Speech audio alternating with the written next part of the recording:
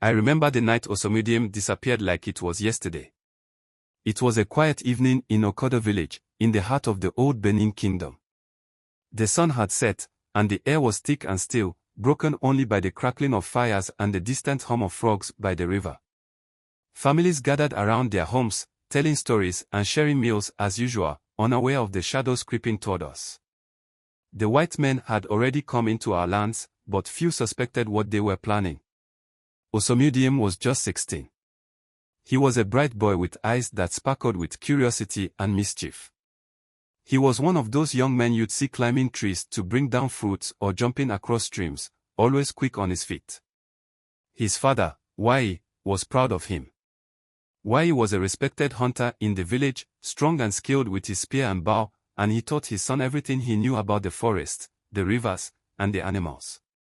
But what he hadn't taught him, and what none of us could have taught him, was how to see through betrayal. The Benin Kingdom was prosperous. Our lands were rich, and our people proud. We were known across the region for our crafts, our bronze work, our powerful oba. But times were changing. Foreigners had been coming to our shores for decades, first the Portuguese and then the British, bringing strange goods and even stranger ideas. These Oyabo, these white men, came with things that caught the chief's eyes, mirrors that showed your reflection, bright-colored cloth, gunpowder that made loud, frightening noises, and sword that tasted different from what we could make. Some thought these things were valuable, like gold or ivory, but to us, they were simple trinkets. But our chiefs in the palace thought otherwise. As a boy, Osamudiame often asked questions that made the elders laugh or shake their heads. Why do they look down on us? He asked one evening. They bring their mirrors and cloth, but they speak of us like we're nothing, calling us heathens and savages. The village elders would just laugh, patting his head. Don't think too much, young one, they would say. The Oba and the palace chiefs will protect us. Our kingdom is strong. But Osamudiame didn't stop asking questions, and soon enough, he began to notice things that others ignored. The British traders had started visiting Okodo more often, escorted by palace guards. They would speak to Chief Igosa, one of the wealthy chiefs from Benin City, known for his fine clothes and grand feast. Chief Igosa had always seemed a good man to the people, but as the Oyabo began to visit him regularly, people noticed changes. Some said his home grew even grander. Others whispered that they had seen him taking gifts from the foreigners, gifts that were meant only for the chiefs close to the Oba. Then one day, a British trader named Mr. Fetchard arrived in the village. I remember the look on his face, the way he looked at us, like we were no more than animals. He spoke in his strange language, but a translator told us he came to help us find the true path through their religion. He claimed his people were there to save us from darkness, but his eyes said something else. He looked at us with disgust, and even though I didn't understand his words, I could feel his hatred.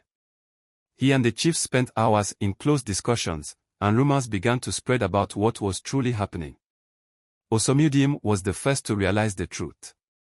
Late one night, he and a few other boys from the village sneaked out and hid in the bushes, close to Chief Igosa's compound. They watched as he and Mr. Fairchild spoke in low voices, the glow of a single lantern illuminating their faces. Osamudiame and his friends strained to listen, catching words about trading, ships, and people, our people. Osamudiame's heart pounded as he realized what was happening. The chiefs were striking deals with the British to take people from our village, to capture and sell them as slaves. When he returned to the village, he tried to tell everyone what he had seen. The chiefs are working with the British to take us. They trade our people for their worthless goods, he cried. But people were skeptical. They had trusted the chiefs for years, and many were too afraid to believe the terrible truth. Some even accused Osamudiame of lying. Why would the chiefs betray their own people, they said. The Oba would never allow it. But Osamudiame refused to stay silent. He went to his father, Wai, and told him everything. Wai listened in disbelief, the anger slowly rising within him as he realized what this meant. He promised his son that they would fight back. But Wai knew they couldn't do it alone. They needed the support of the other villagers.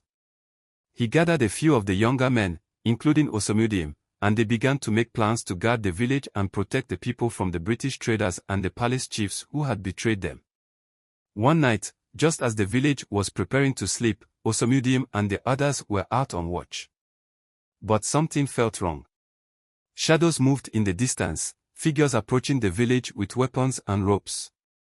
It was the British traders, led by Mr. Fairchild, with Chief Igosa standing beside him. Wai and the other men sprang into action, trying to defend their homes, but they were outnumbered. Gunfire echoed through the night as the British men used their strange weapons against the villagers. Osamudiame fought as hard as he could, but they were eventually overpowered.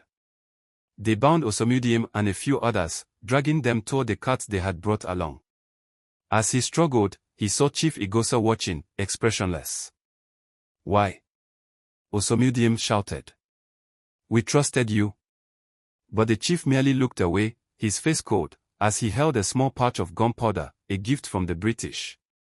They took Osamudiame and the others to the coast, to a place he had only heard of in stories. When he saw the ocean, his heart sank. He knew he might never see his family or his home again. He and dozens of others were loaded onto a British ship, chained together in the dark, cramped hold where there was barely room to breathe. The days and nights on that ship blurred into a nightmare. The smell, the sickness, the cries of despair, all of it blended together, pressing on Osamudiame's heart until he felt he could no longer bear it.